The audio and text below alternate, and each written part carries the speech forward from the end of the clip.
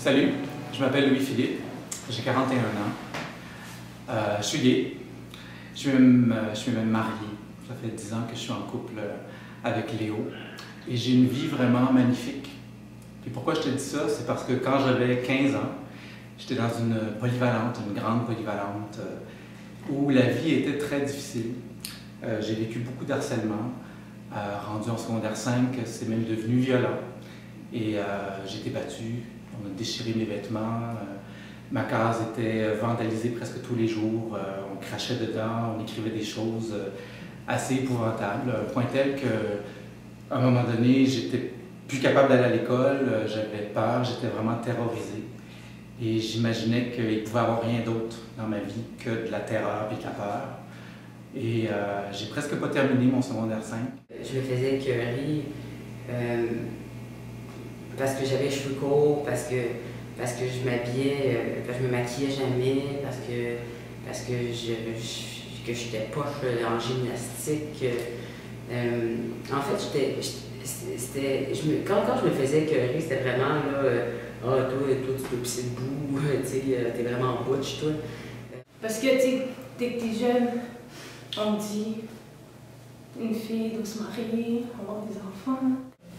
J'ai pas énormément souffert comme jeune lesbienne. J'ai vécu beaucoup d'acceptation de part et d'autre, mais c'est de se dire je suis pas exactement comme tout le monde. Alors ça, c'est la partie qui est quand même un petit peu difficile.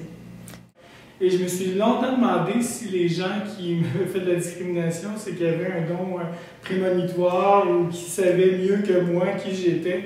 Mais je pense pas, parce qu'à posteriori, j'ai vu des gens qui s'avèrent aujourd'hui être hétérosexuels, mais juste ne cadraient pas dans le fait du gars stéréotypé, donc on se faisait écœurer de fils à maman, de preppy, et rapidement ça a glissé fif, tapette, homo. Et je m'en suis toujours voulu parce que j'ai un de mes amis qui se faisait écœurer parce qu'il avait l'air un petit peu plus féminin, donc il s'est fait écœurer en se faisant traiter de tous les noms qu'on peut connaître, qu'on entend dans les cours d'école encore aujourd'hui. Et je n'ai jamais rien fait pour l'aider parce que j'étais terrorisé de pouvoir être identifié comme lui finalement. Quand j'étais au secondaire, j'ai commencé à vouloir mourir. J'ai continué parce que j'ai été chanceux. J'ai eu des profs puis des gens de l'école qui m'ont beaucoup aidé puis qui ont fait en sorte que je puisse passer au travers. Mais je te dirais que j'aimerais pas ça avoir à le revivre. Puis si c'est ce que tu es en train de vivre aujourd'hui, je peux te dire que je compatise, je sais ce que tu vis, mais tiens bon parce que ça peut juste s'améliorer. Le secondaire puis l'adolescence, c'est quelques mois, c'est quelques années dans ta longue vie.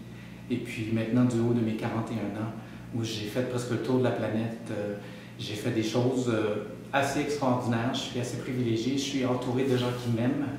Et des fois, quand on a 15 ans, on ne s'en rend pas trop compte qu'il y a des gens qui nous aiment et qui sont là pour nous aider.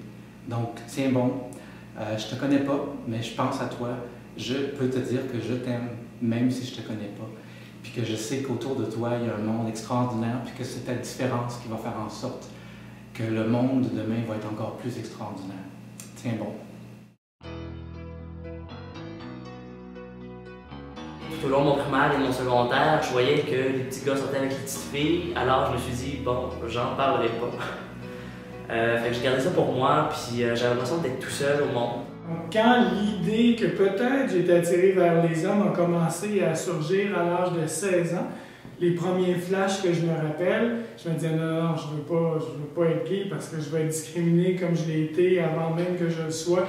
Donc je voyais ça comme un cauchemar. Dans le temps, le mot tapette existait, mais il n'y avait pas de contraire féminin. Alors, je me suis dit que j'étais la seule femme qui existait, qui avait ce côté-là. Je me disais, ça doit être parce que je suis jeune. J'étais jeune, 7 ans, 8 ans, 9 ans, 10 ans, 11 ans. 12 ans, 14 ans, j'aimais encore les filles, mais je me disais, je n'ai pas connu de garçon. Le cheminement intérieur qu'il faut faire pour se définir, pour définir notre identité, surtout quand on ne correspond pas à la norme, je veux dire, ce cheminement-là, tu le fais tout seul la plupart du temps, parce que moi, je sais que mes parents, ils ne savaient vraiment pas quoi dire, en fait. Ils ne savaient pas trop comment me soutenir. Mes amis, ben, ils ne me comprenaient pas trop, parce qu'eux autres, ils étaient pas bisexuels, puis eux autres n'avaient jamais été attirés par une fille. Moi, j'en ai passé des heures tout seul dans ma chambre dans le noir à me demander merde, qu'est-ce qui se passe avec moi? Comment ça, je suis attirée par les filles? Je suis lesbienne? Je suis bisexuelle? Je suis hétéro? Je suis pas normale? Et j'étais convaincu que je mourrais avec ce secret-là. J'ai même pensé que ça serait peut-être mieux de mourir à ce moment-là. C'était beaucoup de questionnements. Je voulais faire comme les autres, donc j'ai essayé de me changer. J'ai eu des blondes. J'essayais vraiment de me transformer pour devenir hétérosexuel, chose qui était évidemment impossible. J'aurais besoin d'entendre que j'étais normale, que c'était tout à fait correct, que j'étais capable de vivre ma vie normalement comme les autres, enfin comme la majorité des gens. J'avais besoin de savoir que j'allais pas être rejetée, que j'avais besoin de savoir que ma famille, mes amis allaient continuer à m'aimer comme j'étais. J'aurais eu besoin de savoir que ce que j'éprouvais était très naturel. Je me sentais à part. Alors j'aurais eu besoin de savoir qu'il y avait d'autres gens comme moi. Ensuite de ça, que c'était tout à fait normal de sentir cette attirance. Alors à l'âge de 22 ans, j'étais à La Havane, à la capitale. La police m'a vraiment surpris en train d'embrasser un autre gars. Et là, on m'a mis dans une espèce de cellule, 24 heures. Et à ce moment-là, je n'avais pas de choix que de dire à ma famille que j'étais homosexuel. J'arrive, ma mère me dit, il faut que tu te maries, parce qu'à l'époque, j'avais une blonde aussi. Il faut que tu te maries, il faut que tu te maries, il faut que tu te maries. Je ne me marierai pas. Finalement, bon, ça lui a pris à peu près 6 semaines, elle était malade sur le lit, je me sentais coupable. Et jusqu'à un jour que ma soeur décide de venir me chercher pour aller voir un psychologue. Là, la psychologue, on arrive à voir la psychologue. Et là, j'avais comme un mouton ici, je voulais pleurer. Et elle, la madame, m'a dit, il faut que tu t'acceptes que tu es. Je me suis dit que la journée où je me suis accepté, que tout le monde a su que j'étais homosexuel, c'était la journée de ma libération. Je me suis senti bien. Et je me dis, comment j'ai pu penser que je m'enlèverais la vie parce que j'aime les hommes et que je suis un homme? Ça fait aucun sens pour moi. Mon Dieu, que je suis content aujourd'hui de ne pas avoir fait ça parce que à partir du moment où je l'ai accepté d'être gay, les choses se sont améliorées sans cesse. Et si j'avais eu à l'époque quelqu'un qui m'avait dit « fais-toi-en pas, sois patient, tu vas voir après, c'est bien mieux », j'avoue que j'aurais été un peu sceptique. Quand j'ai rencontré ma première blonde, c'était le moment le plus merveilleux de ma vie. Finalement, je trouvais quelqu'un qui me ressemblait. Et là, c'était la révélation. Je pensais que j'étais le seul gay sur la planète. Là, j'étais « wow, on est deux ». Donc là, c'était le jackpot. Étonnamment, j'aurais jamais cru ça possible quand j'étais au secondaire, qu'un jour, mes parents m'amèneraient à mon chum pour me marier avec lui, qui serait là en présence de toutes mes amies, de leurs frères et sœurs aussi, de cousins et cousines, bref, un mariage à 150 personnes où tout le monde est là pour célébrer une chose, cet amour-là qu'on a ensemble. On dirait que je me suis toujours empêché d'aimer jusqu'au jour où à un moment donné, j'ai tombé amoureux. J'ai tombé amoureux complètement fou d'un gars dans mon école. J'étais tellement amoureux que je me suis dit, mais c'est de l'amour, c'est ça l'amour. Pour moi, c'est ça l'amour. Aujourd'hui, je me dis que je ne serais pas la personne que je suis, que j'aime être si j'étais pas gay.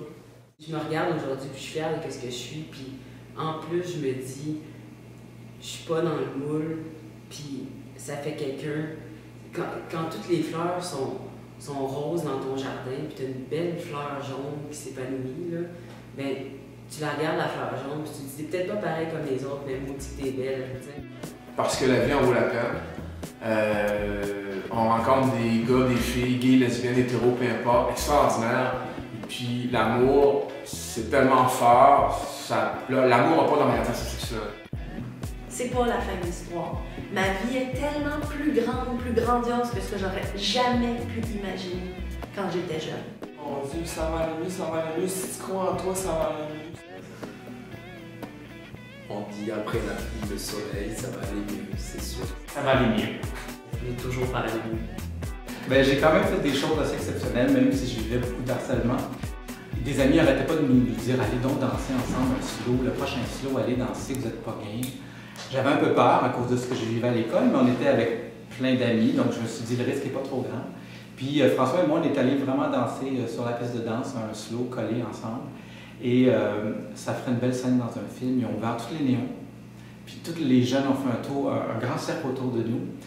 Puis tu as l'impression que ça dure 15 heures, mais ça a dû durer 15 secondes. Et pendant qu'on dansait ensemble, Steve, le chum d'une de mes amies, qui était le capitaine de l'équipe de football, est venu nous rejoindre, il nous a pris dans ses bras et il a dansé avec nous.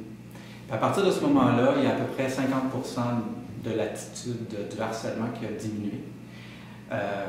Parce qu'il y a quelqu'un d'hétéro qui est venu danser avec nous puis qui est venu lancer le message pour dire « Hey, laissez-les donc tranquilles ». J'ai vu par le biais du GRI un bon soir que le GRI Montréal, qui va démystifier l'homosexualité, la bisexualité en milieu scolaire, entre autres, allait à cette école-là, qui était affiliée à la Maison des Jeunes où je travaillais. Donc j'ai tout de suite envoyé mes disponibilités pour aller là-bas. Là, la classe se déroule super bien, on est filmé, j'apprends que c'est une jeune qui nous a invités, c'est même pas l'école, les professeurs, pour un projet qu'elle fait pour contrer l'homophobie. Je dis, ça a quand même évolué. Du coup, il lève la main pour une troisième fois et dit, monsieur, c'est pas une question cette fois-ci. Je dis, alors, il s'agit de...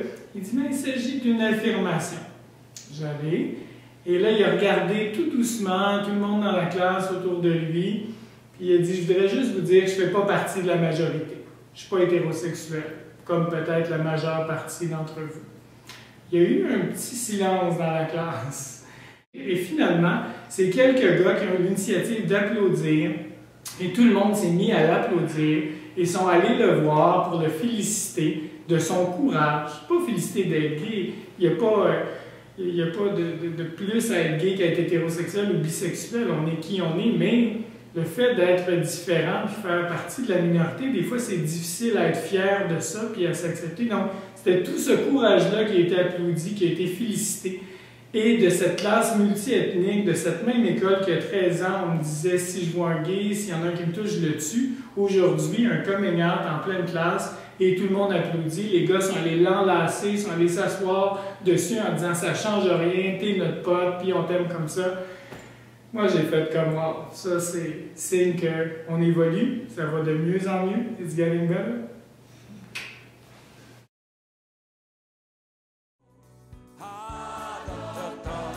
Dans ta trousse que des câlins, de la chaleur, presque du bonheur et des baumes anti-chagrin. Anti-chagrin. Quand la vie te fait si mal, que même la douleur devienne banale, y a trop de nœuds dans tes viscères, il ne te reste qu'une chose à faire. Docteur tendresse,